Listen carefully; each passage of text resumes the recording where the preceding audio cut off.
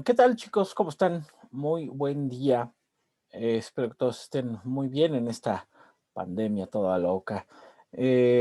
Bueno, pues agradezco muchísimo a las personas que ya están conectadas, a Abril Álvarez, a Aimé Millán, a Andrea Rodríguez, a Celia Nayeli, a Enrique, a Felipe Ortega, a Jorge Miguel García, a Leticia Salas, a Marcos Amario, a Raciel Urbina. Muchas gracias a los que también están prendiendo sus cámaras. Y bueno, a pesar de que son pocos, creo que todavía son más de los que hace 8 días tuvieron alguna dificultad. Seguramente tenían algún pendiente, una tarea que como buenos mexicanos entregaron al último. Y pues seguramente retrasó su estancia en esta aula virtual. Bueno, muy bien, pues el día de hoy teníamos el cometido de, ay, perdón, voy a compartir pantalla.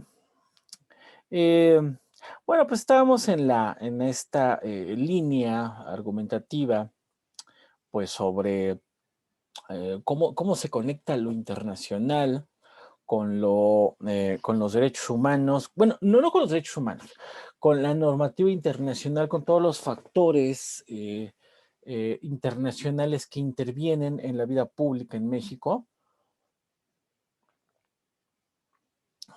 y que, bueno, dentro de esta UEA, denominada Políticas Públicas y Sistema Internacional, pues pretenderemos ver o afirmar, al menos es mi caso, pues que las agendas de lo local pues no son muy viables. Por ahí algún centro de investigación pues se hizo bastante rico con esa idea, pero creo que ya cualquier eh, intento de rescatar esa supuesta agenda, que por cierto era una agenda internacional la que impuso la agenda desde lo local, pues creo que en este momento ya no tiene mucho sentido, ¿no? No obstante, pero bueno, vaya, lo que se quiere destacar es que en el plano internacional es donde justamente se cocinan, donde se gestan, donde surgen estos grandes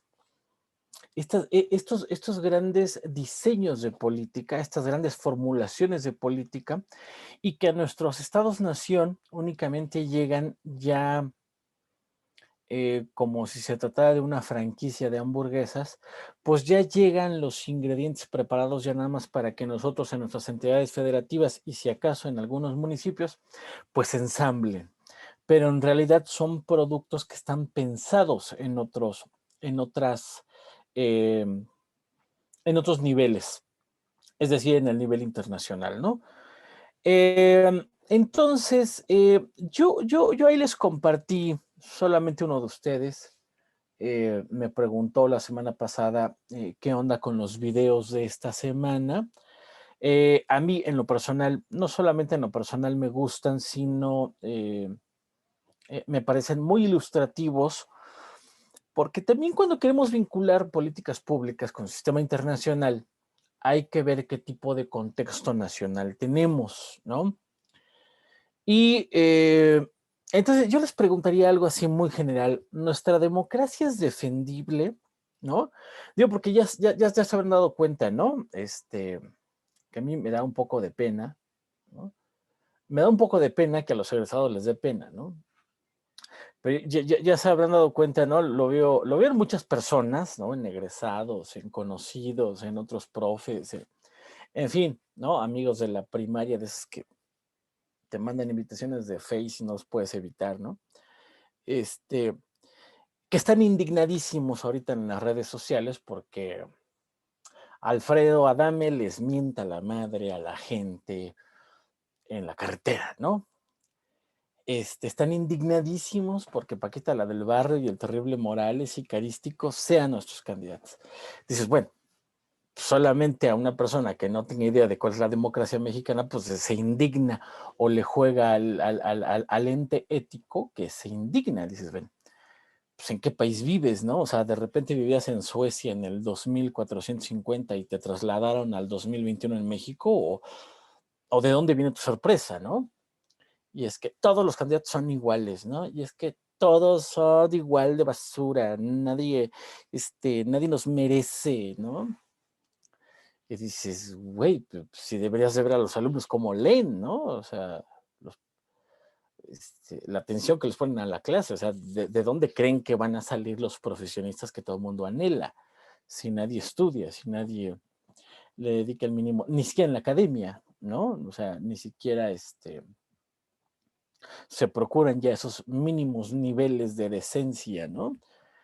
Ya todo es eficiencia terminal, ¿no? Y apruébalos, si los repruebas, estás dañando sus derechos, ¿no? No todos tienen acceso al Internet, pásalos a todos, ¿no? Bueno, es la nueva era medieval de los post-siglo XXI, ¿no? Entonces, sí da un poco de penita ajena, que incluso egresados, ¿no?, de ciertas licenciaturas se indignen como si no conocieran el sistema político mexicano. Y bueno, pues me queda claro que no lo conocen, ¿no? Y de ahí que se santifiquen. Digo, no, y es que, ¿dónde está nuestra democracia con calidad? ¿Dónde? ¿Dónde? Si tanto que nos ha costado trabajo, tanto que nos ha costado, tanto que nos ha costado nuestra democracia para que llegue Alfredo Adame y la vilipendie, ¿no? Así están muchos de ustedes, ¿no? Así de, es que no, yo no voy a votar por nadie. Todos están igual de mal. Todos son corruptos, ¿no? Mejor prendamos la tele y veamos fútbol mexicano. Ya, basta, ¿no? Así se pone, ¿no? Digo, perdón que lo diga, pero pues en esa postura andan muchos. Entonces, cuando vemos el sistema internacional, donde, repito, se cocinan los productos que ya nos llegan, nada más para que los ensamblemos acá y creemos que tenemos agendas desde lo local, ¿no? Porque un centro de investigación pues, se hizo millonario en eso, pues creemos que esto es realidad. Entonces, cuando vemos esta línea entre políticas públicas, a ver, no, perdón, es que me salió una cuestión de que mi audio estaba mal, ¿no? Pero no, vuelvo a compartir.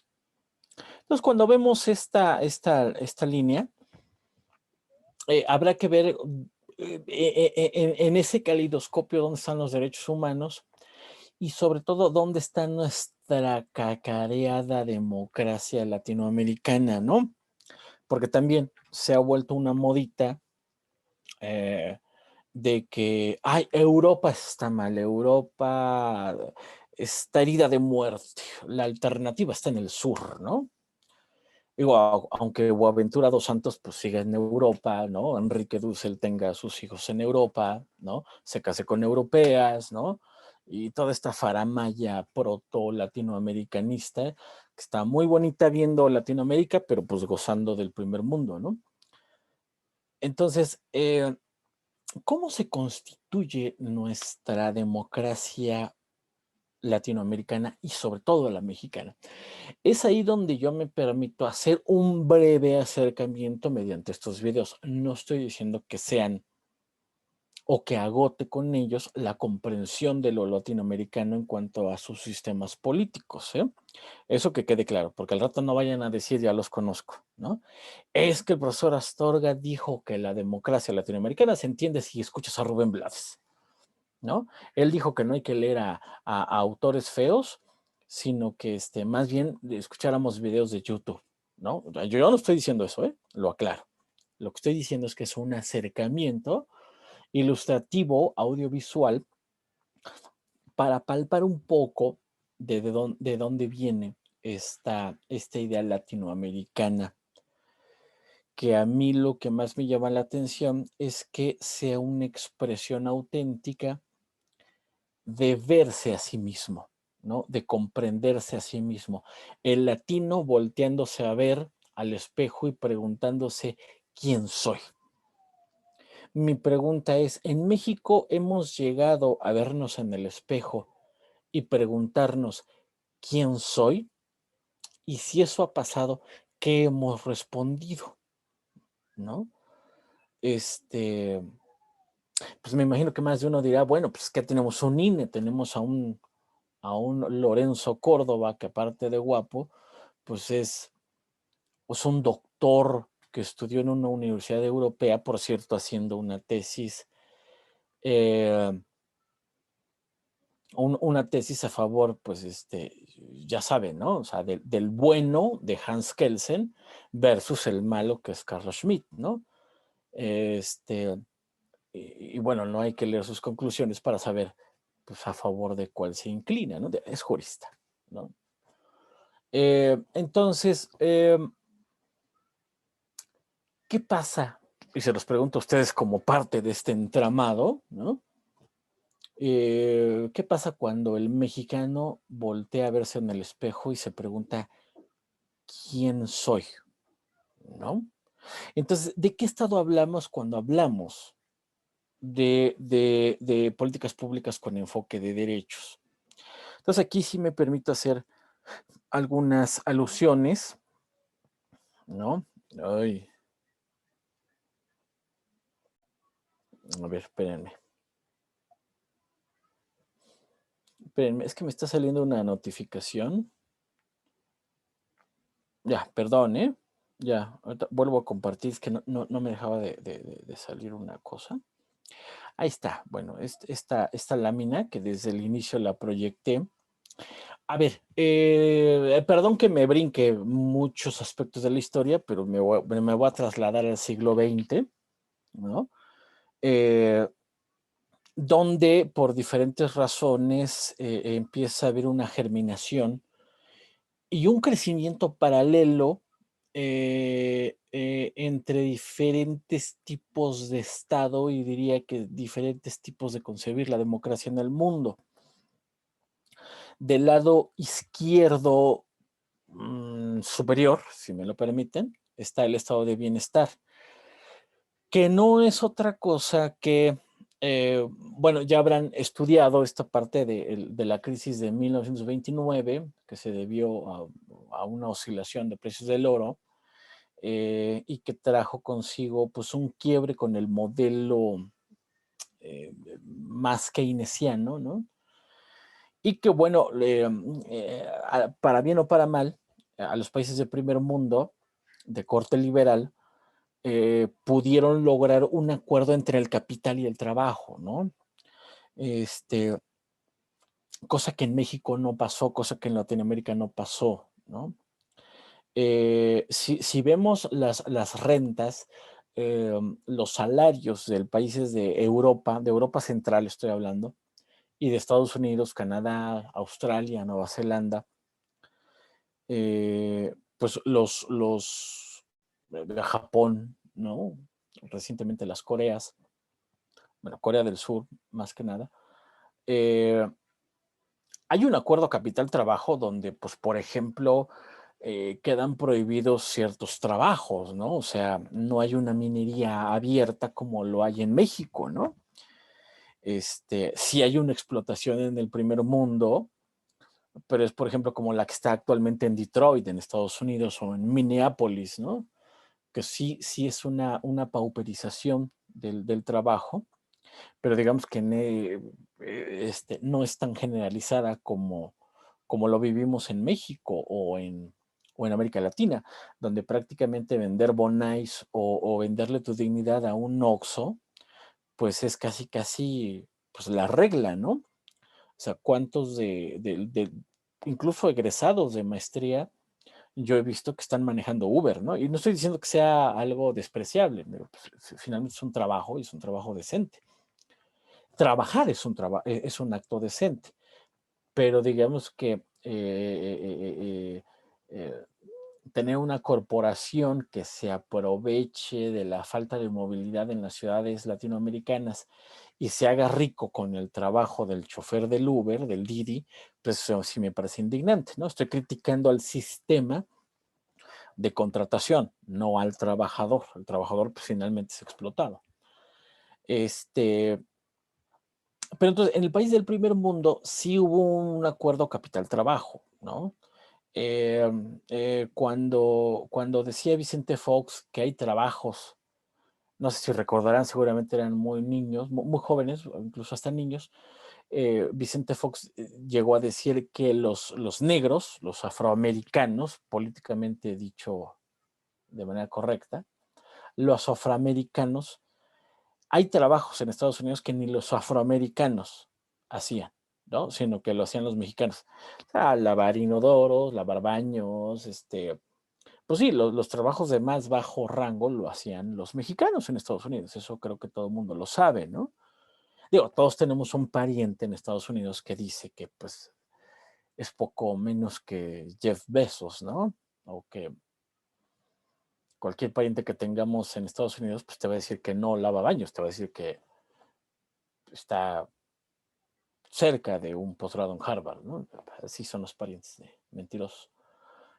Pero bueno, a nadie extraña que la pauperización del mexicano en Estados Unidos incluso tenga mejores retribuciones laborales que un trabajo en México, ¿no? Por cierto, Luis Aguilar en alguna de sus clases decía, ser soldado raso en Estados Unidos, ser soldado raso en Estados Unidos económicamente es mucho mejor que ser snitres, ¿no? Nada más para que se dé una idea del equilibrio, ¿no? O sea, tú quieres ganar lo que gana un estadounidense en México, o sea, pues solamente que seas Javier Duarte o o Margarit Zavala, ¿no? O sea, que se la pasan ahí explotando sus acuerdos con lo público, ¿no? Explotando lo público. Pero vaya, a lo que voy es de que el acuerdo capital-trabajo trajo mejores beneficios para los países del primer mundo, lo que se conoció como estado de bienestar. Digamos que el primer mundo, o sea, Europa Central, repito, Europa Central, Japón después de la posguerra, por supuesto, Europa Central, Japón, Australia, Nueva Zelanda, Estados Unidos, Canadá, sí lograron un estado de bienestar, ¿no? Porque se apropiaron de las rentas de capital en sus espacios territoriales. Yo se los he dicho muchas veces. Para los alemanes no es lo mismo tener la empresa Bayer en sus ciudades, en su estado nacional, que en Toluca. Obviamente en las filiales, en las sucursales de Alemania hay N cantidad de científicos, hay un trabajo intelectual, mientras que en Toluca pues hay un trabajo de ensamblaje, ¿no? Y que más bien mandas tus empresas al tercer mundo, pues para que allá desechen en sus ríos todos los excedentes que aquí en mi país está prohibido, ¿no? ¿Cuántas cosas que las transnacionales por legislación de sus países no pueden hacer en sus países, valga la redundancia, y que por eso mandan a sus empresas al tercer mundo, ¿no? Y aquí estamos súper emocionados de que ya llegó una refresquera que se está apropiando del agua en Puebla, ¿no? O de una cervecera que se está robando el agua en el norte, en Mexicali, ¿no? Estamos orgullosísimos. Pues claro, porque en Estados Unidos sí hay reglas donde se sanciona el acaparamiento del agua, ¿no? Por ejemplo. O en Alemania, sí hay legislaciones nacionales que se oponen a este acaparamiento, ¿no? Y que no pagan lo que pagan en México. Pues vámonos al tercer mundo. Entonces, el estado de bienestar es un acuerdo capital-trabajo que se logra en el primer mundo. Esto permite una democracia de cierto nivel, por cierto, que es la que gesta la teoría de la política pública, ¿no? La teoría política de Harold Laswell, ¿no? La teoría de Charles Lindblom, ¿no? Se genera en estos estados de bienestar. ¿No? Entonces, yo también de ahí derivo que nuestra política pública es otra. Si bien le debemos a los países del primer mundo, concretamente a la ciencia política norteamericana, el haber gestado las primeras dilucidaciones sobre política pública, no podemos únicamente interpretarlas a partir de estos enfoques, sino de contextualizarlas en lo mexicano, en lo latino. Y a eso es a lo que voy. Parte de este estado, del estado de la democracia que tuvimos el siglo pasado, se desarrolló en un estado de bienestar con un acuerdo entre capital y trabajo. Como sabrán, también hubo un estado socialista que se desplegó, pues ya saben ustedes, en lo que era la Unión Soviética, en China, ¿no? Y en otras partes asiáticas, ¿m?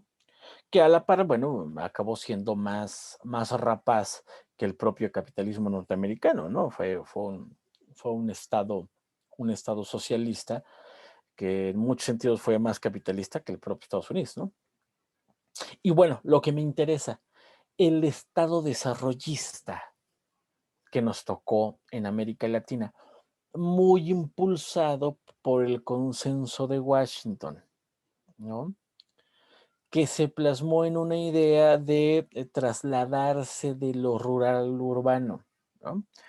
Cuando se nos dice, ay, pinche indio, parece indio bajado del cerro, esto tiene que ver mucho con este estado del modelo desarrollista. ¿Por qué? Porque se concebía el campo como algo retrasado.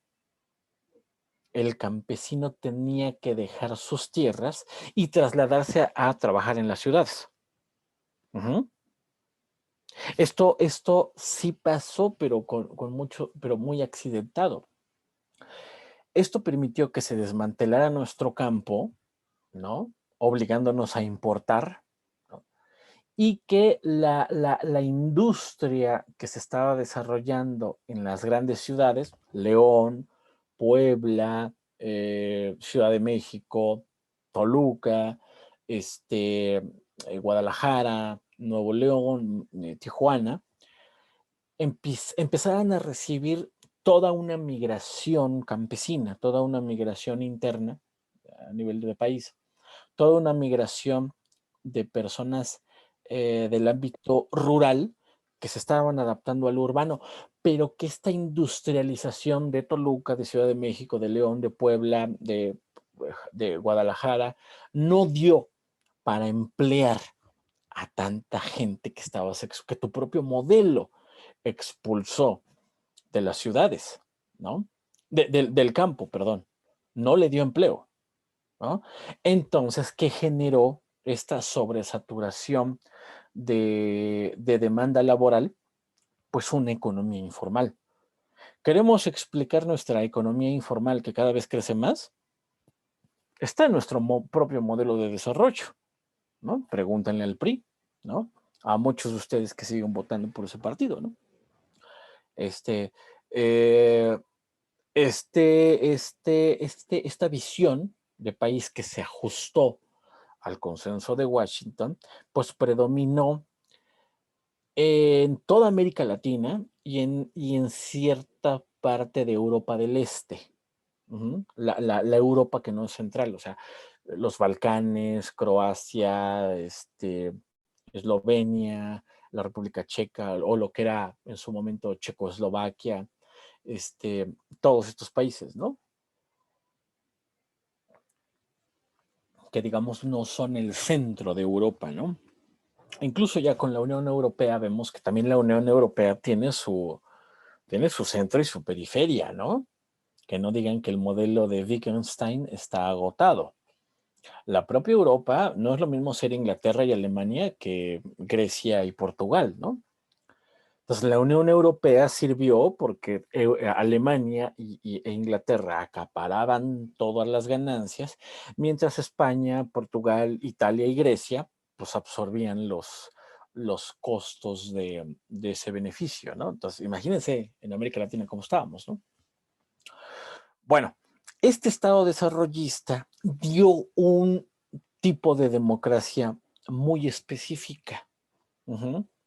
No sé si han visto ya también, pues que con eso de que tienen talaces de todo y nada, pues ya no sé en qué andan, pero se supone que la sociedad civil en México también es muy distinta a la sociedad civil de países liberales, de países de primer mundo. A mí no me gusta utilizar esto de primer y segundo mundo.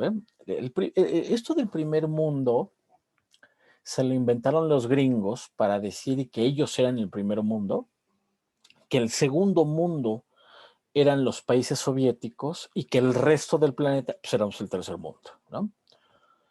Entonces, a mí no me gusta mucho, aunque lo utilizo en mi lenguaje, me parece que lo utilizo porque me parece que es ilustrativo, pero me parece que es un despectivo que deberíamos de dejar de usar, ¿no?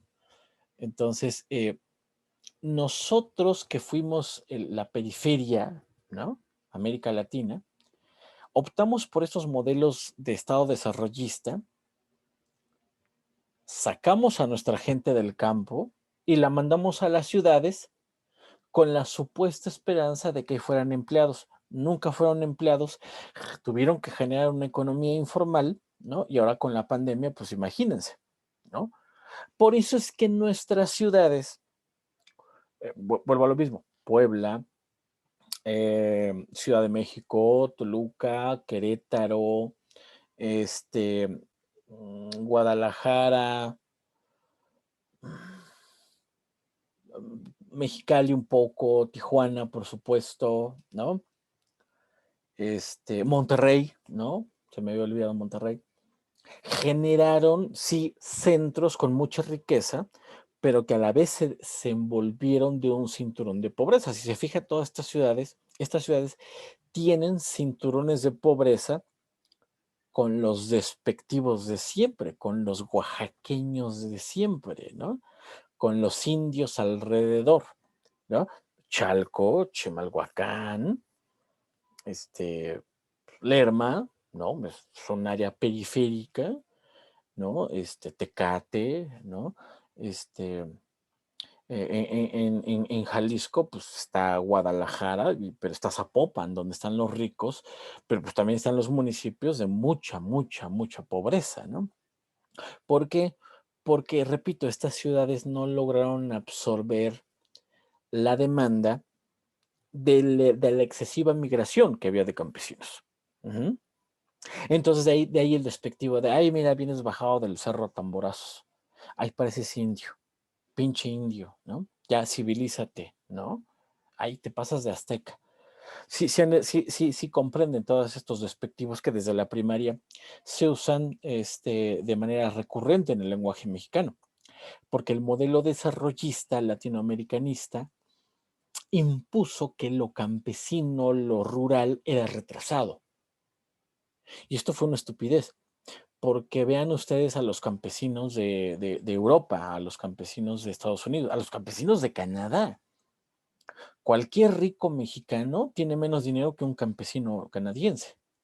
O sea, un campesino canadiense, estadounidense, pues tiene su casa muy bonita, muy amplia, con ingresos solventes, con hijos en la universidad, qué sé yo, con un campo tecnificado, con sus tractores, qué sé yo.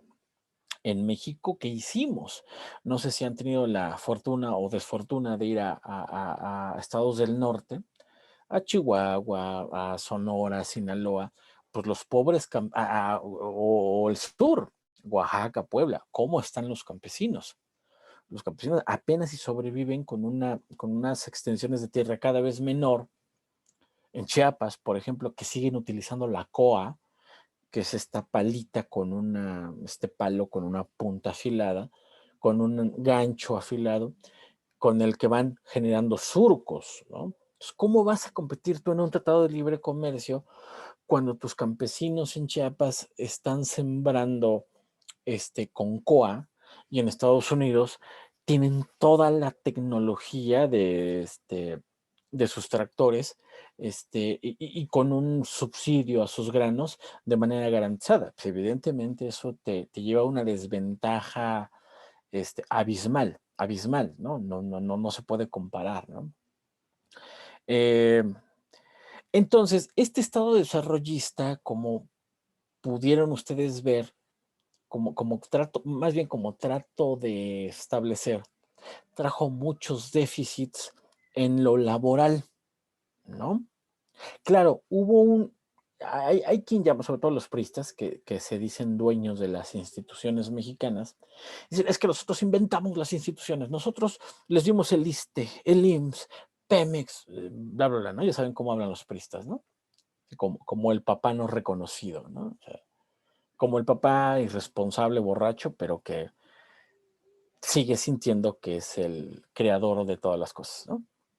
Ustedes tienen muchos tíos que seguramente hablan así. Se dice que hubo un estado de bienestar en México. Discúlpenme, pero yo no estoy de acuerdo. Ni es estado ni es de bienestar. Yo seguiré sosteniendo que en México lo que hubo y hay es lo que Max Weber llamaba un, iba a decir patriarcado, no, un protectorado, ¿no? No es un estado el mexicano, es un protectorado. Es muy distinto, ¿eh? Muy, muy distinto. Entonces, se nos dice que tuvimos un estado de bienestar. Miren, sí tuvimos tasas de crecimiento muy altas en los 50, hasta los 60, me parece, porque sí, había una conducción muy importante del Estado, bueno, de la autoridad política, ¿no? Que condujo, cierto modelo de desarrollo, cierto modelo mexicano, de mediano éxito, ¿no? Aparte de que teníamos mucho petróleo.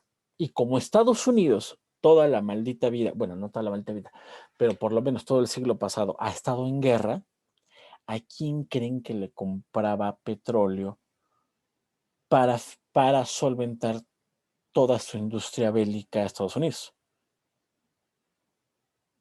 Pues al hermanito Sonso, que no sabía qué hacer con su petróleo, es decir, México, ¿no? Entonces, no tuvimos desarrollo en los 40, 50 y 60 gracias a la Virgen de Guadalupe. Fue gracias al petróleo que le vendimos a Estados Unidos para financiar sus guerras, ¿no? Hasta la fecha, hasta la fecha. Es más, ya mejor la guerra pasó a lo nuclear, pasó a otro tipo de actividades, y mientras nosotros nunca superamos nuestra economía basada en el petróleo, hasta que se nos acabó. Se nos está acabando, ya no tenemos petróleo, ahora ya no sabemos qué hacer, ¿no? ¿Por qué? Porque pues teníamos la gallina de los huevos de oro y teníamos al vecino pleitero que nos compraba por venderle petróleo, ¿no? Entonces nunca nos preocupamos por muchas cosas, nunca nos preocupamos por un modelo propio, qué sé yo. Ahora, cuando ustedes, y esto lo que decía sobre la sociedad civil, como ustedes saben, tiene una fuerte manifestación en los siglos XVII, XVIII, y en México el siglo pasado, al igual que en Europa del Este, se da, digamos, una segunda vuelta, ¿no? Se da una, un resurgimiento de la sociedad civil, ¿no? Que era un concepto que incluso definió Gramsci, que se metió en ellos Hegel, ¿no? Bla, bla, bla, porque era un fenómeno del siglo XVIII, del siglo XVIII y del siglo XIX, ¿no? Pero por estas cuestiones, por ejemplo, de la militarización del aparato político en América Latina, en esta región se dio un surgimiento de la sociedad para oponerse a las dictaduras militares. Y esto yo siempre lo he dicho, esto sí hay que agradecérselo al PRI, que nunca militarizó el poder ejecutivo, ¿no? Si se fijan, hasta países socialistas, autodenominados socialistas como Cuba o Venezuela, ¿a quién tienen de líderes? ¿No? Digo, ahorita ya no en Cuba, pero bueno, Fidel Castro, su hermano, pues eran personas incluso de apariencia militar. Maduro, pues de Venezuela, pues ya es un civil, ¿no? Ya tiene trajecito, tiene corbata, pero el comandante, pues era su boina roja, ¿no? O sea, era militar. Las luchas políticas en Argentina, en Uruguay, en Chile, siempre fueron contra las dictaduras militares. Está Pinochet, ¿no? Por ejemplo, ¿no? En México no fue el caso. Sin embargo, ahí sí nosotros fuimos nuevamente la excepción y nosotros sí generamos lo que Sartori denominó como partido hegemónico. Entonces, nosotros en México nunca tuvimos una militarización del aparato ejecutivo, pero sí tuvimos un partido hegemónico. De tal modo que compartimos, ahora sí que me voy a escuchar muy mamón, pero lo que compartimos con nuestros hermanos latinoamericanos es que ellos se oponen a las dictaduras militares y nosotros nos oponemos al partido hegemónico, ¿no? Entonces era el vínculo que nos atravesó, ¿no? Por eso es que yo mandé la película, el enlace, no el enlace, la mención de la película La Misión, esta película maravillosa que a mí me gusta mucho, que yo incluso cuando doy algo de Kant la recomiendo, porque se ve allí como en lo que ahora es Paraguay, en las cataratas de Iguazú, en esta colindancia entre Argentina, Brasil, Paraguay, se da una disputa eh, religiosa, ¿no? eh, donde portugueses y españoles, ¿no? En la colonia, pues se disputaban territorios como si fuera su patio trasero, ¿no? Como pasó con México, ¿no? Como pasó con toda América Latina, ¿no?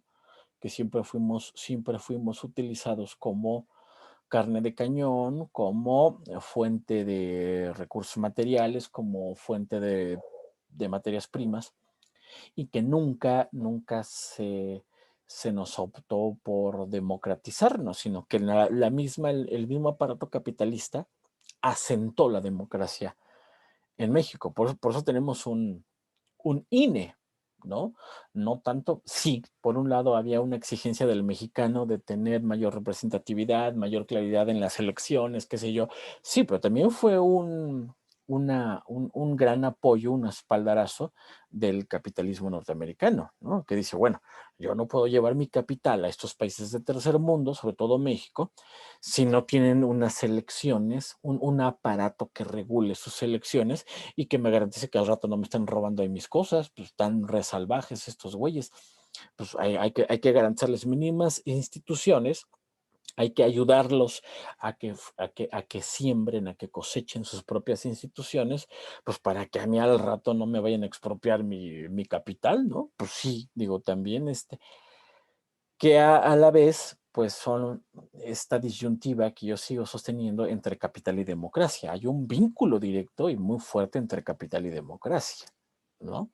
Pero también hay una democracia, es que hay una democracia también que surge de toda esta sociedad civil que, repito, se opone en América Latina a las dictaduras militares, pero en el caso mexicano se opone al partido hegemónico, ¿no?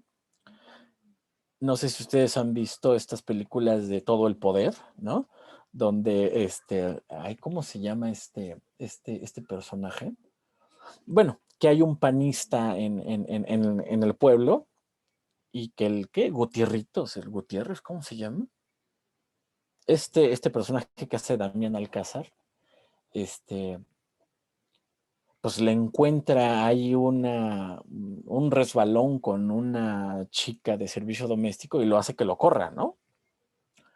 Pero en algún momento, estoy hablando de los 60, 70, todavía en los 80, el PAN era la opción, era la oposición al PRI, de a de veras, de a de veras, o sea, a los panistas los mataban.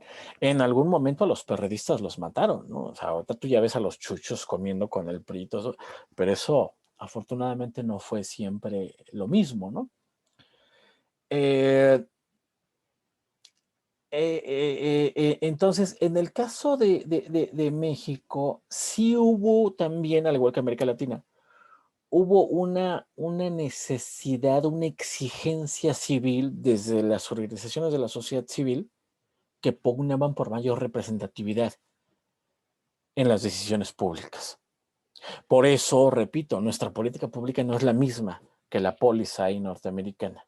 Esto lo voy a sostener siempre.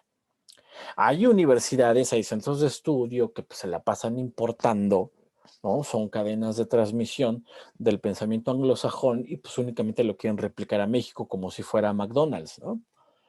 Y ahorita, como ya se quedaron sin muchos financiamientos, están descubriendo que el contexto sí importa. Órale, ¿no? Pues qué bueno, ¿no? Mira, qué buenos estudios estás sacando. Órale.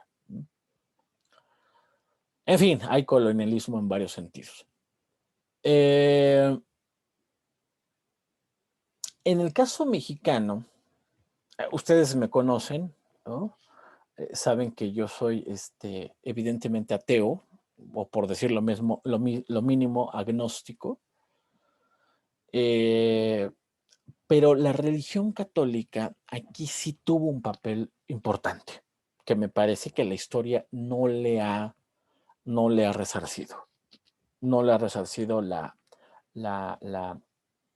esta iglesia social, esta iglesia pensante, por ejemplo, de los jesuitas, ¿no?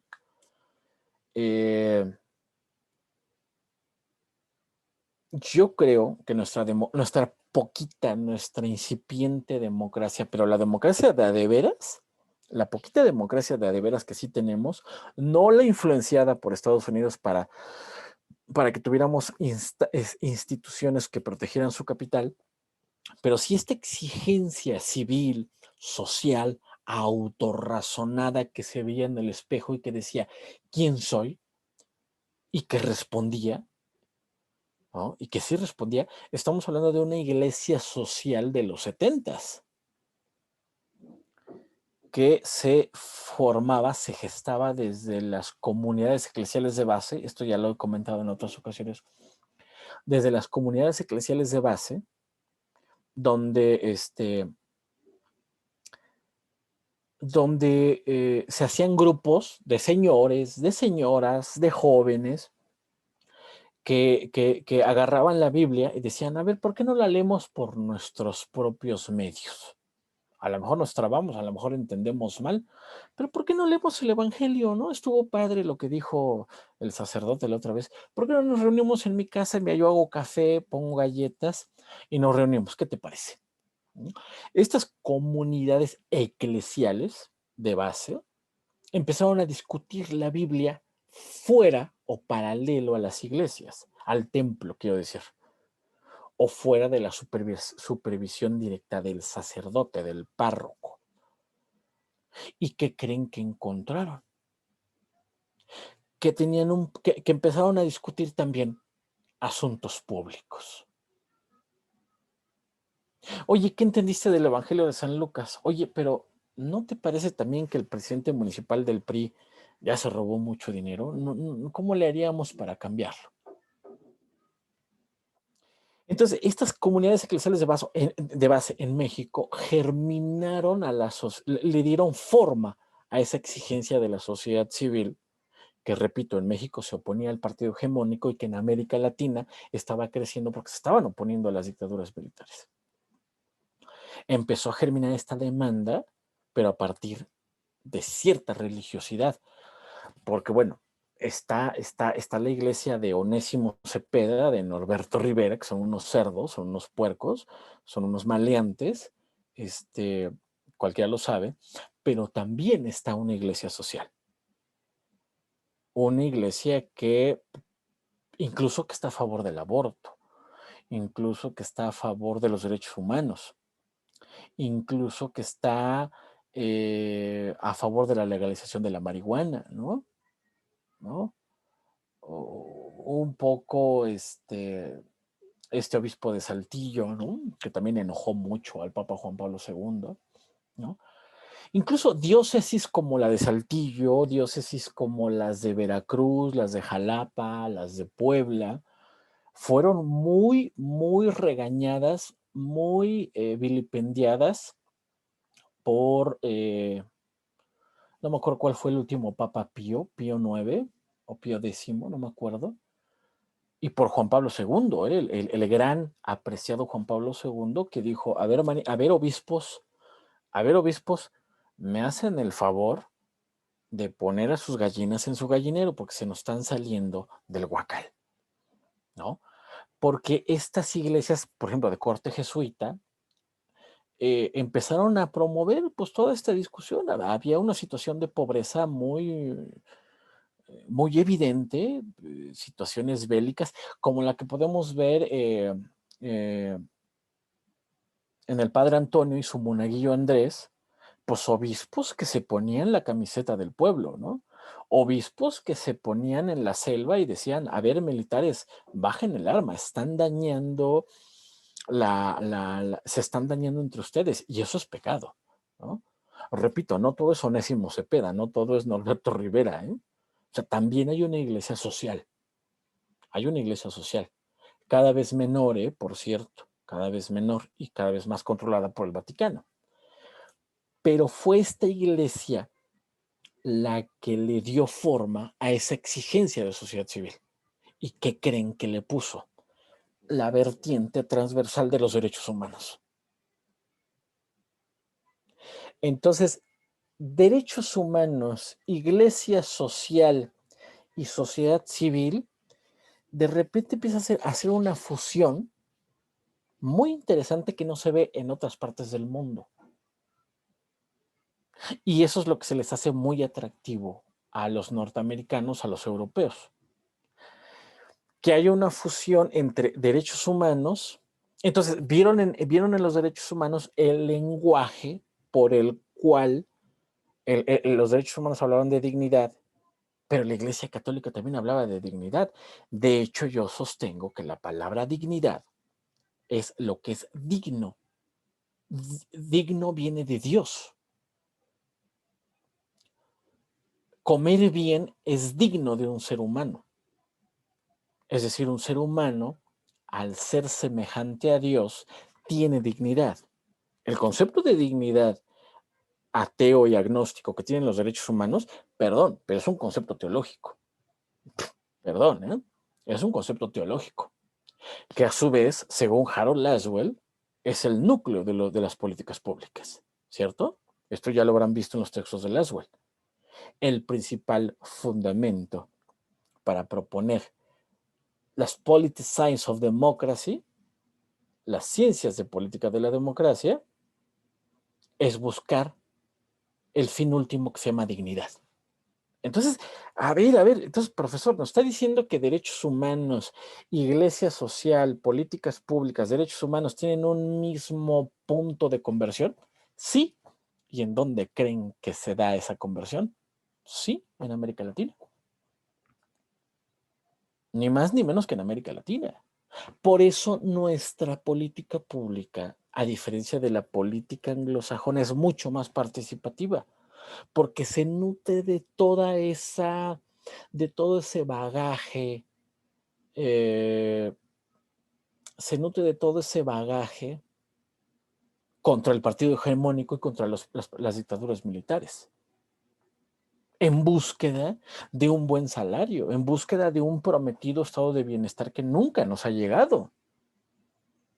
Y ahorita Andrés Manuel pues habla de bienestar, pero que me disculpe, pues sigue pensándolo en criterios económicos, en criterios de ingreso, no de vivir bien, ¿no? Entonces, a mí me encanta esta parte de esta wea, porque puedo dejar en claro que provenimos de una exigencia de participación que se conectó con los derechos humanos y con las luchas antipartido hegemónico, que se vincularon con el enfoque de derechos desde un inicio y que fue a la postre un germen de las políticas públicas. Vuelvo a lo mismo. Por eso Luis Aguilar es un teólogo, es un filósofo. No es un politólogo ni es un economista, Luis Aguilar. Manuel Cantó, perdón que lo diga, espero no balconearlo, pero él fue sacerdote, jesuita. Luis Aguilar no estudió filosofía, pero pues para la Grey de las aristocracias religiosas. Ya después conoció a Max Weber y pues quiso trasladar esos conocimientos a la administración pública y se empieza a desapegar de la iglesia. Pero el caldo, la olla, la cazuela, donde el enfoque de derechos se mezcla con la política pública y en sí toda la política pública no es con las universidades gringas, es con la religión católica. Perdón que lo diga, con la iglesia social. Ya después que goza de cierta popularidad la política pública, la economía neoclásica de estas sucursales de universidades gringas lo retoma y dice, ay, mira, ahí está el dinero, ahí están los presupuestos, ahí están los proyectos, vamos para allá. Pero el campo de cultivo es la iglesia, ¿eh? Fue la iglesia. Entonces, ver a obispos como Samuel Ruiz, como todos estos, recientemente con el obispo de Saltillo, el obispo Vera, ¿no? No es ninguna casualidad. Si ustedes ven las organizaciones civiles de más trayectoria, tienen que ver con un antecedente religioso. Centro de Derechos Humanos, Fray Francisco de Vitoria. Centro de Derechos Humanos, Fray Pedro de Gante. Centro de Derechos Humanos, Fray Juan de Zumárraga, ¿no? Estos centros de derechos humanos que germinaron desde los 70s y 80s y que a ellos les debemos mucho de lo que ahora conocemos como política pública, ¿eh? Porque no se lo debemos a los economistas neoclásicos, se lo debemos a la Iglesia Católica, ¿eh? Perdón, como ateo lo digo. O por lo menos tenemos una cadena de transmisión muy importante. Pero debo de aclarar que no toda la Iglesia Católica es homogénea. Así como vemos en la película La Misión, un padre Gabriel que está del lado de los pobres, del lado de lo social, del lado de lo cultural, pues también hay obispos que se la pasan robándose esclavos como si fueran animales, ¿no? O sea, a los guaraníes de esa película, pues podemos ver que los tratan peor que a perros, ¿no? Vean la película, espero que la hayan visto, no sé, o sea, ya no tengo materiales para llamar su atención, ¿no? Sé que están deprimidos, estas cosas de su generación, ¿no? Me parece, me parece que un ritmo porque por ejemplo, sabemos que en Estados Unidos el rock, el jazz, el blues, pues son expresiones auténticas de pues sociales, ¿no? O sea, el rock nace de hijos de obreros, ¿no? O sea, Mick Jagger, Led Zeppelin, The Beatles, todos ellos eran hijos de obreros, eran hijos muy pobres. El rock nace siendo por eso se llama rock, de roca, ¿no? Es una roca frente al clasismo de la música clásica, ¿no? Y es una expresión así con las guitarras, así de descontento, de decir, a ver, güey, nos está yendo mal, pero bailemos, ¿no? ¿Cuál sería el equivalente en América Latina? Creo que afortunadamente tenemos muchas expresiones musicales muy ricas, y una de ellas es la salsa. Y que me perdonen, pero salsa no es Gali Galeano, ¿no? O sea, a veces pretendemos que la salsa es ese ritmo así muy bailador y sácate las chelas, ¿no? La salsa seria es un movimiento musical social, ¿no? Donde uno de sus exponentes es Rubén Blades, ¿no? Pero es lo más comercial. Pero de ahí en fuera, la salsa es producto de muchas fusiones, donde si ustedes se ponen a escuchar la letra de las salsas de los 60, las que no son comerciales, son puras demandas ciudadanas, son puras exigencias de participación, ¿no?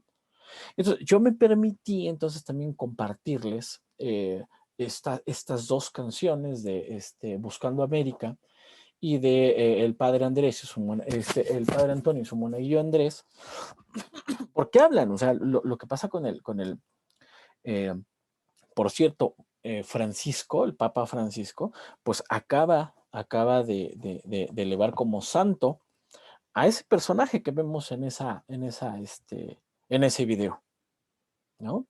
a ese obispo de El Salvador, ¿no? Entonces, me parece que en esta discusión donde está el sistema político, los derechos humanos, la normativa internacional, habrá que preguntarse cuál es el contexto latinoamericano específico. Y es un contexto de guerras militares, de guerras civiles, de influencia norteamericana, eh, y de modelos desarrollistas que intentaron sacar a los campesinos del campo y que entonces pauperizaron las ciudades. Ujú. Entonces, ahora sí ya retomo lo que dice ahí la lámina. Entonces, América Latina empieza a crecer en el siglo XX con graves carencias de seguridad laboral. Pues obviamente había un empleo informal creciente. Pues sí, ahorita ya saben los economistas, ¿no? Es que el mercado informal nos cuesta a los mexicanos quién sabe cuánto del PIB, ¿no? Pues sí, güey, ¿qué no sabes de dónde sale nuestro modelo desarrollista? O sea, esto lo provocó un modelo de desarrollo fallido, como muchas de las cosas mexicanas. Esto fue producto de un mal modelo de desarrollo que sacó a los campesinos del campo, a los expertos del campo, los sacó del campo y los puso de empleaditos en industrias fallidas. Sí. Entonces, a nuestros grandes campesinos que tenían grandes conocimientos, los sacaste de su área de expertise y los llevaste de meseritos a las ciudades. Pues es una estupidez, o sea, eso lo hace un país estúpido. Ujú. Eso evidentemente genera un empleo informal creciente con elevadísimos niveles de desigualdad, con elevadísimos niveles de pobreza, con elevadísimos niveles de alfabetismo, con elevadísimos costos de transporte público, porque estas personas pauperizadas pues se tienen que ir a las ciudades, sí, pero no a Polanco, no a la Condesa, no a la Portales, pues se tienen que ir a Chalco, se tienen que ir a Chimalhuacán, se tienen que ir a Lerma, ¿no? A las zonas periféricas donde puedan pernoctar, ¿no? Esta demanda se vincula con la Iglesia Católica, con las comunidades eclesiales de base, y hacen una característica propia de la sociedad civil. Perdón, pero la sociedad civil en México no todo es el Centro Mexicano de la Filantropía, que tiene más bien un coqueteo con la industria privada, que también es muy importante y me parece que es muy loable y ha ayudado en mucho, pero la filantropía tiene que ver con lo privado. Las organizaciones de la sociedad civil son más bien agencias de voluntarios pro derechos humanos que exigen mayor participación, mayor empleo, ¿no? Que valga la redundancia, generan mecanismos, están exigiendo, están optando por mayor exigibilidad de derechos humanos, ¿no? Entonces, si se dan cuenta, la parte de justiciabilidad y de exigibilidad, si bien se nutre de normativa de avanzada en países del primer mundo, es en América Latina donde cobra sentido la exigibilidad, donde el ciudadano no es un agente pasivo, sino que es un agente activo que exige participación. A ver, hermanito, yo no quiero nada más mi tarjeta rosa, yo nada más quiero mis despensas, yo lo que quiero es participar. O sea, ¿por qué nos han saqueado? ¿Por qué se están llevando nuestra agua de Ocoyoacac, de nuestros manantiales? ¿Por qué la Ciudad de México nos está trayendo toda su pinche basura? Se lleva nuestra agua y nos traen basura. En realidad, la Ciudad de México está tan contaminada como Toluca. ¿Por qué Toluca está más contaminada que la Ciudad de México? ¿Por qué se están llevando nuestros bosques? ¿Por qué se están acabando nuestros bosques? O sea, ¿quién se está haciendo rico ahí? Entonces, la demanda ciudadana ya no nada más es del pobre, pobrecito que pide asistencia. Ay, soy pobre, dame dinero. No, es el pobre que lo hicieron pobre, que un modelo de desarrollo lo hizo pobre y que exige cuentas y que exige participar en sociedad civil y que se organiza en organizaciones de la sociedad civil. Esa democracia sí yo la defiendo. Esa democracia, repito, se vincula con los derechos humanos, de tal manera que nuestra nuestra democracia incipiente en tanto exigencia desde abajo, ve en los derechos humanos un marco axiológico en el cual desdoblarse. Fíjense, nuestra democracia concuerda muy bien con los derechos. El enfoque de derechos se vincula muy bien a nuestra democracia, a nuestra exigencia de participación. Por eso, las políticas públicas de a de veras, las políticas públicas mexicanas de a de veras, son un componente democrático que exige derechos. No así estas políticas públicas protoanglosajonas que únicamente ven al programa social, al proyecto de gobierno como política pública. Pues sí, digo, creo que también tiene su validez, pero es un enfoque anglosajón y ese es el que muchos profesorcitos nos han querido vender como propio. Y dicen, no, no, señor, hay que leer más a más latinoamericanos, pero de veras, no, no a Enrique Dussel ni a ni a ni a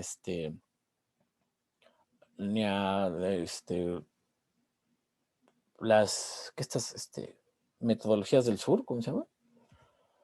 Boaventura dos Santos, pues, ¿no? Pues que siguen en Europa, ¿no? O sea, yo prefiero leer a Roth de Colombia, ¿no? Yo prefiero leer a Abramovich de Argentina, ¿no? Personas que están en América Latina pensando América Latina, ¿no? Como dijera Rubén Blades, buscando América. Y que dice Rubén Blades en cierta parte de la canción, te estoy buscando América y no sé dónde encontrarte y temo no encontrarte. Evidentemente es una proyección de cómo el propio Rubén Blades se piensa a sí mismo como latino. Y me parece que no todos nosotros estamos preparados para responder esa pregunta. ¿Quién soy? Pues un estudiante que se la pasa quejando de todo y que quiere su estado de bienestar, ¿no? Y disfrutar al máximo lo que el capitalismo le puede otorgar. No me digan que no son los parámetros que están buscando. Perdón, no me digan que se ven como luchadores sociales que se van a la sierra a pelear por los indígenas que viven en la sierra y llevarles vida suero oral, ¿no? No me digan que en la academia, en las universidades públicas, estamos gestando ese tipo de pensamiento. Pues, perdón, pero esta idea de apruébalos porque si no se nos van, pobrecitos, dales tabletas antes de que se vayan, pues es lo que está generando chamacos que ni siquiera puedan prender sus cámaras. ¿Mm? Pero sí hay una población exigente de derechos, exigente de democracia auténtica, no de la democracia de Lorenzo Córdoba, no de la democracia hanskeseliana, kelseniana, sino de una democracia de exigencia, de participación, de exigibilidad, de autoconocimiento del sujeto que se asume como sujeto social en un público que lo constituye. Esa es la democracia que a mí sí me llama la atención. La otra democracia es la propia democracia que el capitalismo fomenta para aceitar sus propios rieles, ¿no? Entonces, podemos hablar de varias democracias. Estoy de acuerdo que hemos caído en el vicio de las democracias sin adjetivos, ¿no? Democracia latinoamericana, democracia representativa, democracia procedimental. Puta madre, pues ya también cuando hay un chorro de democracias, pues es porque el propio concepto ya no contiene lo que debería de tener o lo que originariamente tenía que contener. Podríamos decir que en ese momento el concepto está saturado y que tendríamos entonces que repensar qué entendemos por democracia. Votar por estos imbéciles que están ahí en la carretera a la Jusco, mentándote la madre como Alfredo Adame, ¿eso es democracia? Pues ya sabemos que no. El problema es que tenemos egresados de esta licenciatura que están indignadísimos, que se acaban de dar cuenta que así funciona nuestra democracia. Pues sí, eso es democracia electoral, democracia a la mexicana, democracia a la sistema político mexicano. Pero también hay una democracia que a mí me gusta, yo prefiero Rubén Blades, yo prefiero La Misión, yo prefiero Andrés Roth, yo prefiero Abramovich, prefiero el lenguaje de derechos de la Iglesia Católica, este, que es mucho más auténtico, que pide incidencia, que muchos de ustedes han escuchado que la palabra de moda es incidencia. Bueno, ¿quién creen que la propuso? Pues las comunidades eclesiales de base, que dijeron, tenemos que incidir en la vida pública. Entonces tenemos que incidir en las presidencias municipales, tenemos que incidir en los proyectos de gobierno. O sea, inmiscuirnos en las fases de la política para recuperar el carácter público de la política. Y no esta idea anglosajona de que cualquier proyecto, de cualquier programa o de cualquier oferta gubernamental ya de por sí era una política pública. ¿Sí? Entonces, ¿sí queda claro dónde estamos parados, señores? Cuando dice Rubén Blades, te estoy buscando América y temo no encontrarte, es lo mismo que yo puedo parafrasear. Yo puedo decirles esto, pero temo no encontrar receptividad ni comprensión de su parte. Perdón que lo diga, ¿no? Porque hay un ser, hegelianamente hablando, autoconsciente, en el cual se ha instaurado esta idea de democracia, esa idea de derechos. Y hay un público también oportunista, un público convenenciero, que todo lo quiere resolver con análisis costo-beneficio, que ha visto en el lenguaje protodemocrático, protoderechos, pues un lenguaje común. Digo, Salgado Macedonio habla de derechos, Andrés Manuel habla de derechos, el presidente del PRI habla de derechos, Vicente Fox habla de derechos. Pues no, disculpen, pero no estamos entendiendo lo mismo por derechos, ¿sale? Yo por derechos entiendo esta exigibilidad de una persona consciente que se asume como ser público con los demás, ¿no? Esa es la política pública que a mí me llama la atención, que yo quiero promover en ustedes. ¿No? Y que en cuestiones políticas internacionales y en escenarios latinoamericanos se va gestando. O sea, esta idea de que el mexicano, la Virgen de Guadalupe, a ver, espérame, pues es muy localista, ¿no? Es que cuando le metimos el gol a Italia con Jared, un maravilloso cabezazo de Jared Borghetti, ay tú, el penal que nos robó este maldito holandés, esas son expresiones de nacionalismo de quinta que refieren a un individualismo, a un gozo privado, protocapitalista. Ese nacionalismo a mí no me interesa. A mí me interesa el mexicano que se asuma como propio. Por eso a mí no me gusta la música ranchera,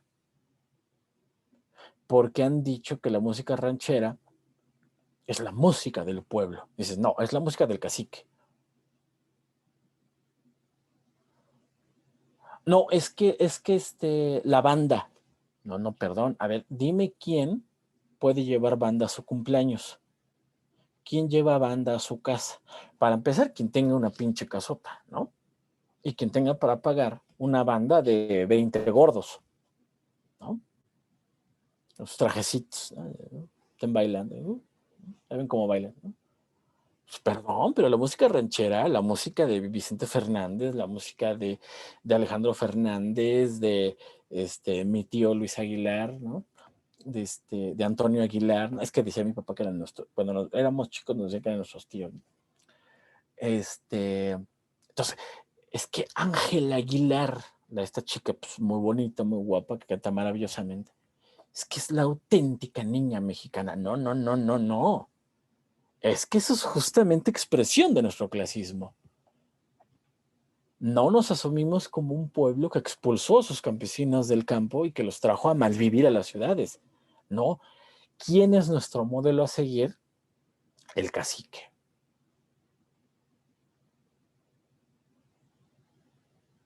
El charrito. El narquito. El dueño de la banda, de la banda El Recodo, de banda Limoncitos y banda Peritas, no sé qué tantas, tienen nombres, aparte de sus nombres horrendos, ¿no? que banda cuisillos y que no sé qué, ¿no? Perdón, pero estas expresiones musicales son expresiones de los caciques. Yo prefiero el rock no por malinchista, sino porque el rock se formó por estudiantes universitarios, por estudiantes que eran hijos de obreros. Yo con esos me siento identificados. Yo me siento identificados con Jim Morrison, yo me siento identificados con Paul McCartney, con John Lennon, personas que no tenían ni para comer, porque yo no me identifico con un Pepe Aguilar, que perdón, pero pues era un niño sobrealimentado, con un Alejandro Fernández, digo, canta muy padre y todo eso, pero pues nació en cuna de oro, ¿no? Perdón, pero yo no me siento identificado con eso. Para empezar, quién tiene un caballo? No me digan que los pobres en este país tienen caballos. La música ranchera, la música de banda, no es la música mexicana, es la música de los caciques, ¿no? Por eso me parece que expresiones más sureñas como la salsa son auténticos expresiones sonoras de movimientos sociales, que no escuchamos. Díganme ustedes cuántas salsas, cuántas canciones de salsa que no sean Gali Galeano tienen en sus teléfonos. Díganme ustedes. Pues les aseguro que ninguna, porque no ven a la salsa como propia, ¿no? A la música yucateca, a la música veracruzana, no la vemos como nuestra, cuando hay en ellas toda una expresividad de querer participar en la cosa pública. Escúchenlas, de veras, lo digo en serio, ¿no? Entonces, ¿hasta aquí alguna pregunta, alguna duda? ¿No? ¿No se me han dormido? Bueno, sigo. Entonces, me parece que una de las grandes potencialidades del enfoque de derechos es que trae consigo una exigibilidad y una justiciabilidad. ¿Qué se entiende por esta? Brevemente lo leeré, lo que tienen ahí ustedes en sus pantallas. Podemos ubicar entonces a los derechos humanos en el nivel de los principios que, como tales, orientan cada una de las fases de las políticas. Se constituyen en el referente de cada una de ellas, las que son los medios para la exigibilidad de los derechos, misma categoría que se distingue del proceso judicial, o para que al rato no vengan los abogados a decir que ellos son los que entienden los derechos humanos. No, no, los derechos humanos no es judicializar la justicia, valga la redundancia.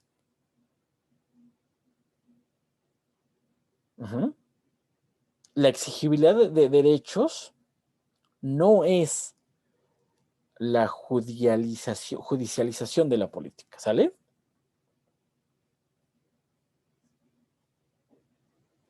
Entonces, las que son los medios para la exigibilidad de los derechos, misma categoría que se distingue del proceso judicial denominado justiciabilidad. La justiciabilidad sí tiene que ver con el derecho, con un marco normativo.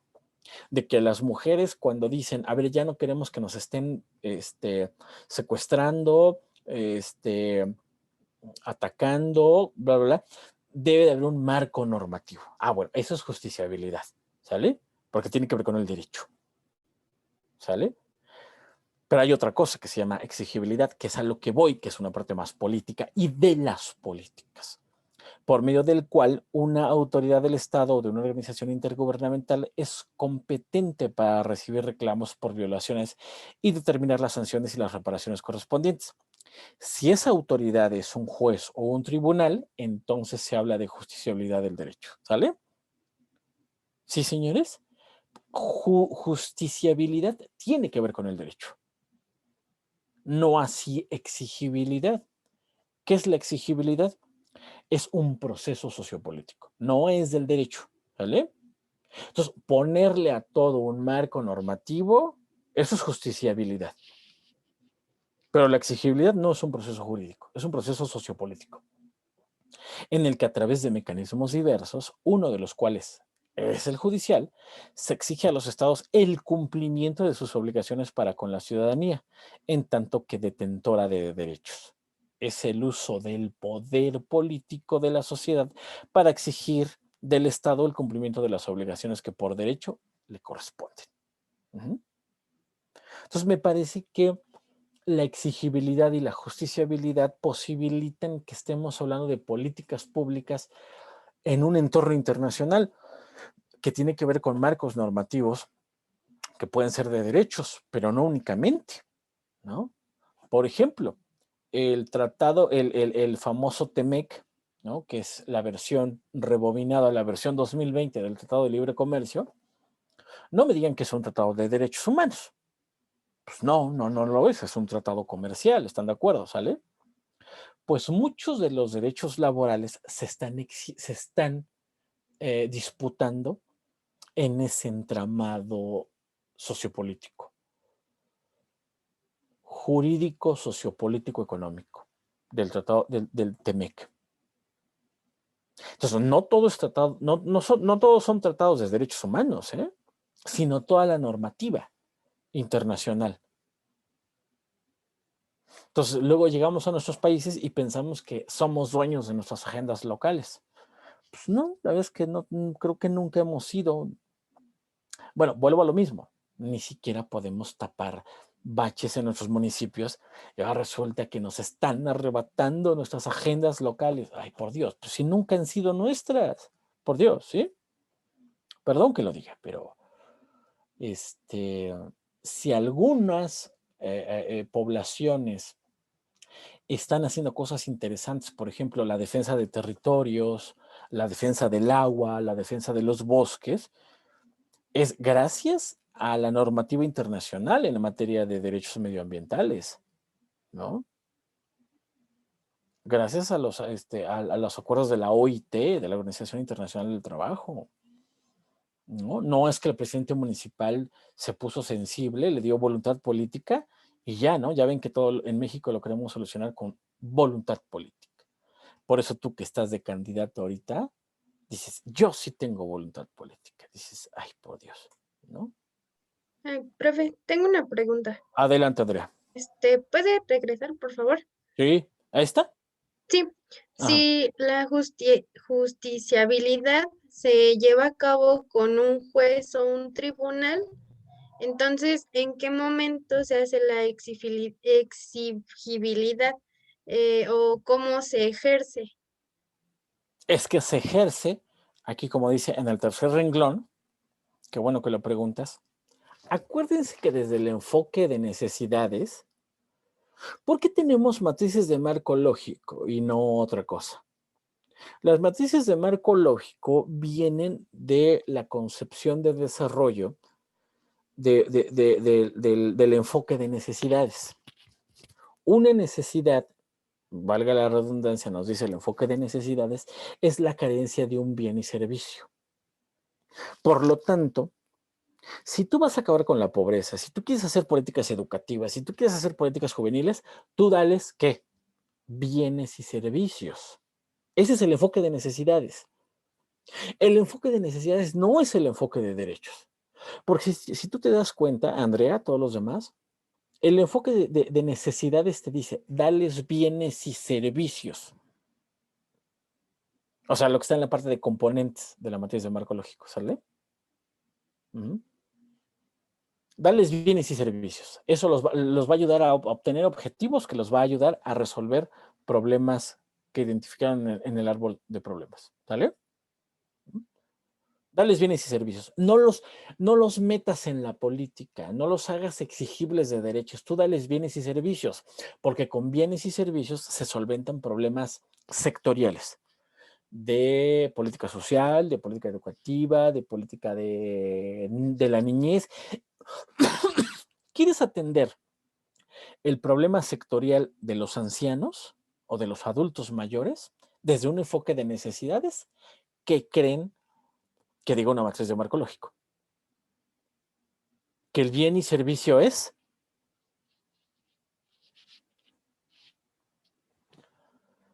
pues consultas médicas, una tarjeta, bla, bla, bla, un bien y servicio.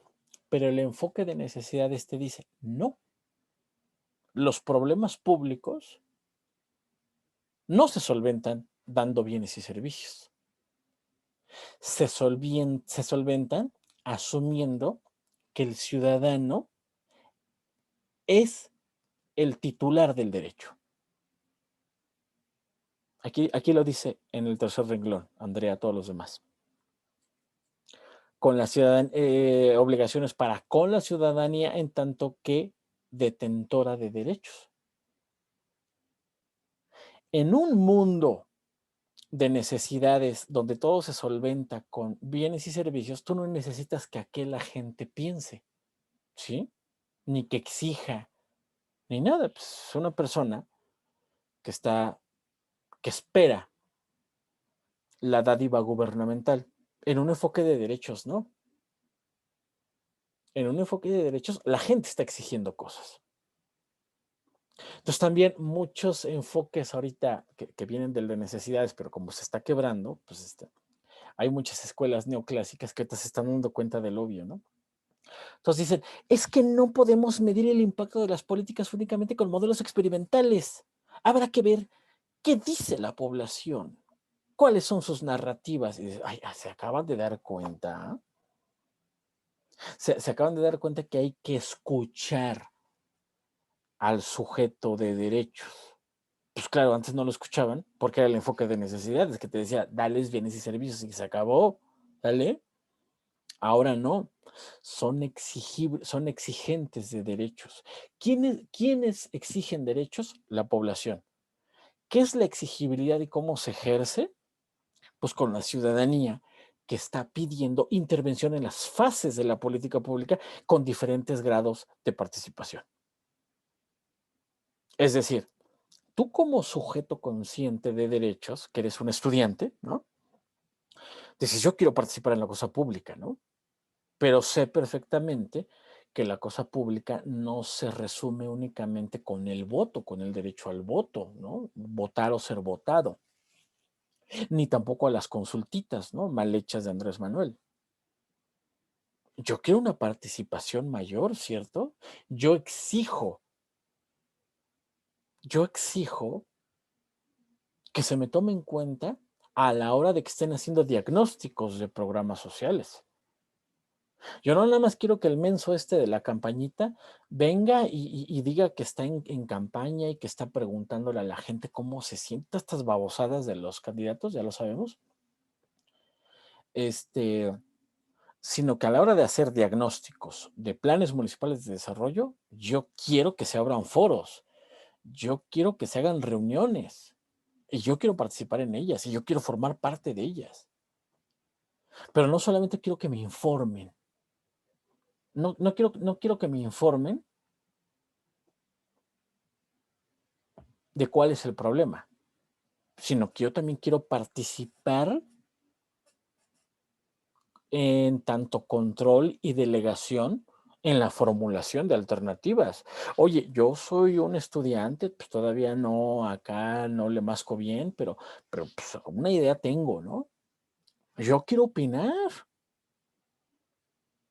No, yo no soy el experto, el gran experto en política, pero yo quiero opinar, yo quiero que mi opinión forme parte de alternativas, de verdaderas alternativas, no de estos paquetes premeditados que ya los gobiernos tienen. Ay, mira, los pinches, como Andrés Manuel. Ay, mira, hay que consultarles, hay que se hagan bolas. Yo de todos modos, voy a hacer mi Tren Maya. De todos modos, voy a hacer mis Dos Bocas. Hay que preguntarles, hay que pierdan el tiempo, hacer como que participan, hacer que se están empoderando, ¿no? No, yo quiero participar en la discusión de si el Tren Maya tiene que estar o no, si es factible o no. Entonces, Andrea, la exigibilidad se ejerce pidiendo mayor participación en las fases de la política pública.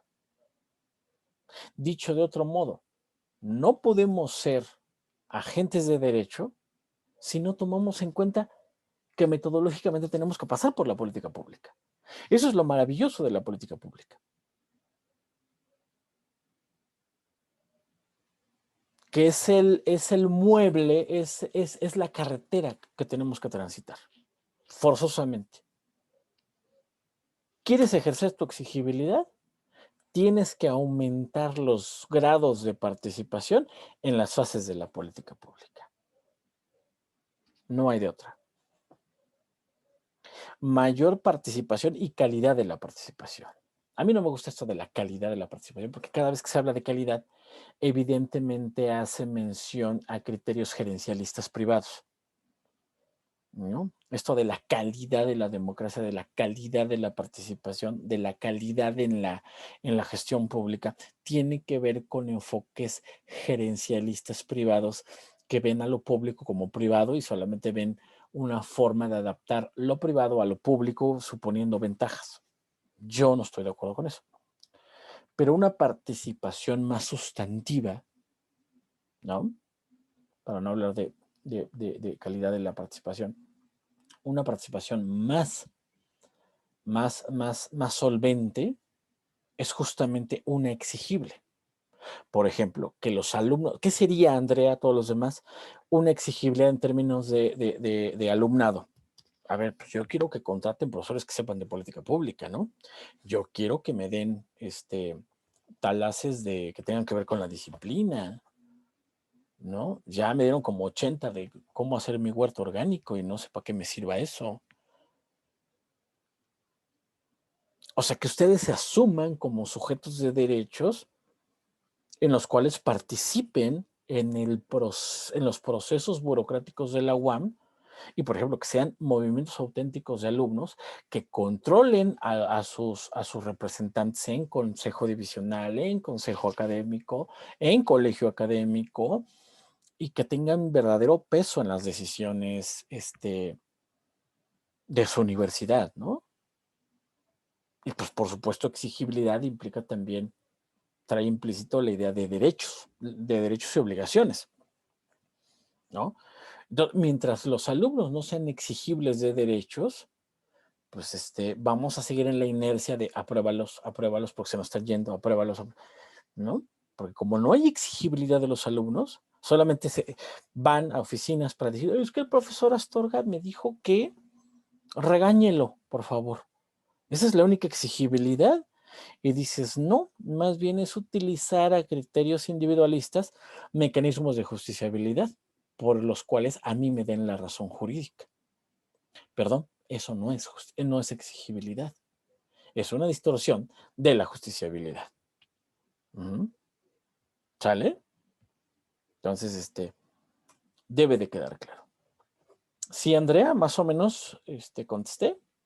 Sí, profe, sí. De hecho, me estaba surgiendo la duda si la exigibilidad era un principio de la ciudadanía o si era algo que el Estado estaba obligado a cumplir, pero pues creo que es lo mismo.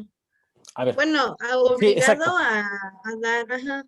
Es una interrelación Ujú. necesariamente mutua. A ver, si tú a tu pareja no le exiges fidelidad, pero si no le antepones una sanción por su infidelidad, o qué te gusta que tu pareja, de Andrea, pero de cualquier otra persona, ¿qué pasa si a ti no te gusta que tome tu pareja? ¿Qué pasa si a ti no te gusta que tu pareja derroche el dinero? ¿Qué pasa si a ti, a tu pareja no te gusta que ande de farol presumiendo lo que no es? Tú le puedes decir moralmente, oye, Chuchito, oye, Chuchita, no hagas eso. Te voy a sacar la lengua. Si lo haces, ¿qué crees que va a hacer la otra persona? Pues a mí me vale madre. ¿Sí? Pero, o sea, tú puedes ser exigible, pero si no tienes los mecanismos de sanción, no solamente jurídica, sino política, de decirle, a ver, güey, te me vuelves a poner así de borracho en la fiesta de mis papás, a mí, no solamente tú y yo rompemos, a mí me vuelves a ver en tu vida. ¿Vale? Si no hay una sanción concreta, del lado, en este caso, del lado del Estado, del lado de la autoridad, entonces, ¿de qué sirve exigir? Claro, yo exijo para que funcione el aparato estatal, el aparato de autoridad política. Repito, a mí no me gusta hablar de Estado, me gusta hablar de autoridad política de un protectorado. Entonces, decirle a este protectorado, oye, a ver, señor, Señor del Mazo, nos están matando, manito. Ponte chido o te tumbamos del gobierno. No nada más voy a exigir, sino que voy a hacer caer todo el Poder Judicial por tu omisión, por todo lo que no haces. Entonces es una relación, como bien señala Andrea, de interdependencia. No puede haber exigibilidad si también del otro lado no hay otorgamiento de la garantía del derecho. En este momento, por ejemplo, yo que estoy coordinando un diplomado de derechos humanos, de políticas públicas con enfoque de derechos, no les miento, pero muchos trabajadores de gobierno dicen, bueno, pero ¿por qué hay que darles derecho a estos güeyes? Yo le voy a dar derechos a lo que mi presupuesto alcance. Pues, también, ¿para qué nacen pobres, no? Y le dices, no, no, no, no, no. No es cuánto tengas. Es que tú como autoridad jurídicamente establecida como representante del Estado, tienes que garantizarlo. Punto. Oye, es que no tengo dinero, pues, ¿por qué? Pues, ¿para qué se embarazan? ¿Yo por qué les tengo que dar becas? ¿Por qué les tengo que dar servicios hospitalarios? Pues hay que se lo pidan al que las embarazó. O sea, siguen estando en el enfoque de necesidades. Y dicen, nosotros otorgamos bienes y servicios a quien alcance. Y si llegaste tarde, pues ni modo, manito. ¿No? Entonces, sí, no puede haber uno sin el otro. Repito, tú quieres profesores que sepan de políticas públicas, vas a consejo divisional y te van a decir, no, pues es que es para lo que alcanzó. No, yo creo que no. Yo creo que se malaprovecharon algunas plazas y contrataron a personal muy leal para determinados fines y no para fines generales, que es el conocimiento de la disciplina. Fue para pues, favorecer ahí un grupito de personas. Sí. Si tú no pones el dedo en la llaga y te pones a exigir, aquella parte que tiene la autoridad te va a decir, pues yo hice lo que pude, yo no tenía dinero, pues, ¿qué querías que yo hiciera? Pero vean, volvemos a lo mismo, perdón que sea tan terco, pero la ciudadanía ni siquiera da para exigir a un presidente municipal que tape baches. O sea, ni siquiera la ciudadanía tiene la organización ni tiene la autoconciencia de sí mismo para decir, a ver, güey, lo menos que puedes hacer el día 1 es tapar los baches. El día 1. Pasan los 3 años y la gente que dice, ay, los políticos son igual de corruptos. Es que todos son iguales. Pues si esa es tu sanción, por eso hay políticos del nivel de Paquetá del barrio. Pues sí, ¿qué esperabas? ¿Sale? Sí, ¿algo más? ¿No? No, gracias. Bueno, gracias a ti, Andrea. Entonces, es importante señalar también un documento eh, que se conecta con la Declaración del Derecho al Desarrollo, ¿no? Que establece que el desarrollo es un derecho. Entendido, vean ustedes, el derecho al desarrollo es un derecho humano inalienable en virtud del cual todo ser humano y todos los pueblos están facultados para participar en un desarrollo económico, social, cultural y político en el que puedan realizarse plenamente todos los derechos humanos y libertades fundamentales a contribuir a ese desarrollo y a disfrutar de él. Alguien dirá, ay, profesor, eso es muy utópico. Sí, pero es un marco axiológico. Es un marco axiológico que si tuviéramos niveles de exigibilidad altas, ya lo estuviéramos traduciendo a marcos normativos locales. Y después de marcos normativos locales, lo estuviéramos traduciendo en políticas públicas. ¿Sí? Entonces, no temas en ver a la normativa internacional como muy utópica, como muy romántica. No lo veas así. En efecto lo es, pero es eso, un marco axiológico, un marco de orientación. Lo que hace concreto a ese marco de orientación, ¿qué crees que son? Sí, sí, papito, lo que estás estudiando, políticas públicas. Las políticas públicas son el instrumento, son la herramienta para hacer posible eso que está ya plasmado en lo axiológico. Entonces, perdón chicos, pero es que este mundo hay que construirlo pues, desde abajo, manito. Desde abajo. Y con toda la politicidad que eso implica. Entonces, ver esto como romántico es esperar que la ley